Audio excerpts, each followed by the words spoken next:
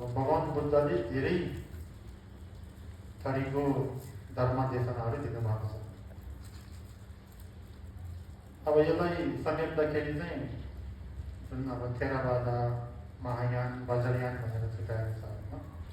त्यो चाहिँ किन भन्दाखेरि भगवान बुद्धले जहिले पनि धर्मको बारेमा बताउनु हुँदाखेरि चाहिँ अब त्यो धर्म सुन्ने व्यक्तिको क्षमता कति छ त्यही अनुसार धर्म देशना दिनुभएको छ।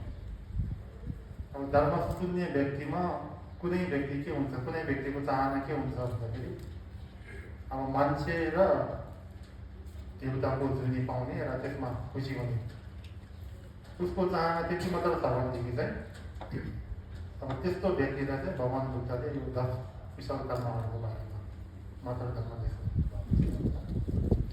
त्यसै गरेर अब त्योभन्दा अलिकति माथि अब यो स्वलोकको दुःखबाट मुक्त हुन चाहने, आफू मात्र मुक्त हुन चाहनेहरूको लागि चाहिँ यो अब हिनायान भन्छ होइन।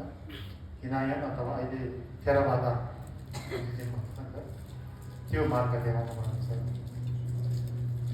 अब आफू मात्र नभएर सर्व प्राणीको हितको लागि भगवान बुद्धको ज्ञान प्राप्त गर्नेको लागि चाहिँ महायान।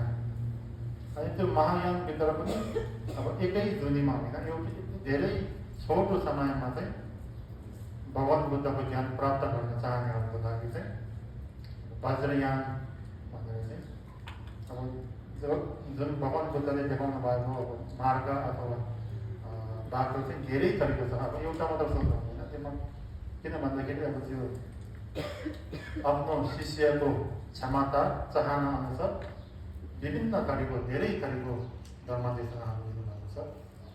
अब त्यस मध्येमा अब अहिले हामीले अभ्यास गर्ने चाहिँ वज्रयानमा पर्छ होइन।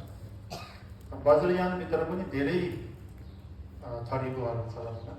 त्यस मध्येमा पनि अहिले अब जुन हामीले प्र्याक्टिस गरिरहेको चाहिँ सबैभन्दा सर्वोच्च उच्च महासन्धि लक्षण भनेको चाहिँ यो अब योभन्दा माथि कुनै अब मार्ग छैन।